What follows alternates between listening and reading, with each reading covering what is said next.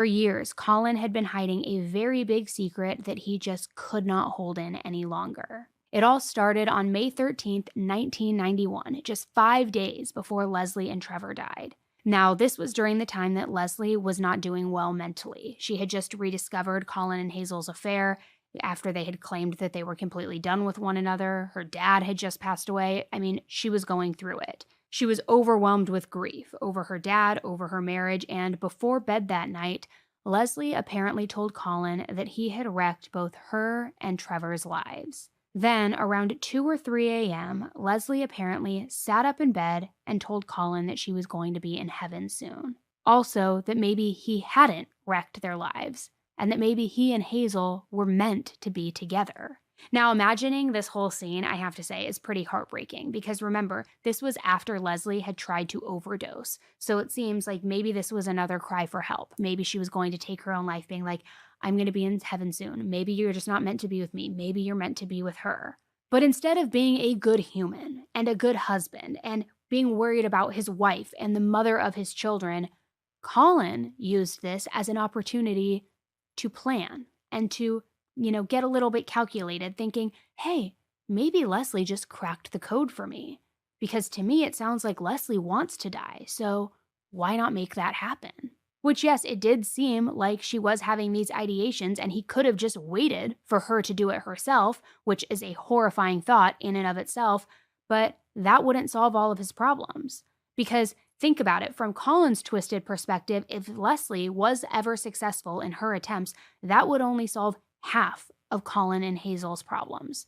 There still would be Trevor to deal with, and he never had expressed any depression or any thoughts of taking his own life. So if that's what they were waiting on, they may as well have been waiting forever. Leslie taking her own life only solved Leslie in the equation, not Trevor. So to Colin, this was a fairly easy solution.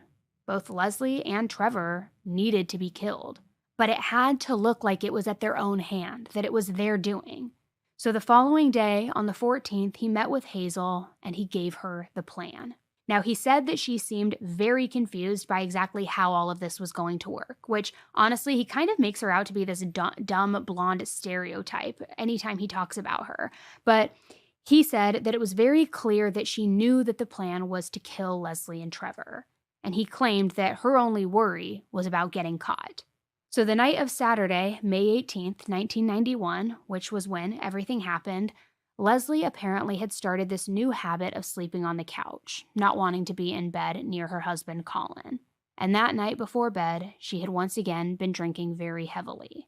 Now, what's insane is that Colin told the police that seeing how Leslie was that night only solidified his plans, knowing that he didn't want to be with her any longer. And he worded it like it was some sort of mercy killing, like taking her out of her misery so that she was no longer, quote, drowning in her sorrows. His words, not mine.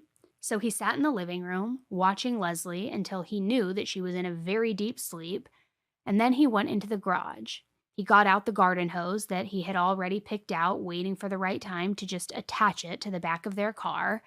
He attached everything together, walked the hose into the house, into the living room, and turned the car on. Now, what's so crazy in all of this is all 4 of their children were upstairs, sleeping. And he was just pumping this carbon monoxide into the house, into the living room where these fumes could easily reach his children. Now, was he just being reckless, or did he truly not care? And was he going to just say Leslie did this?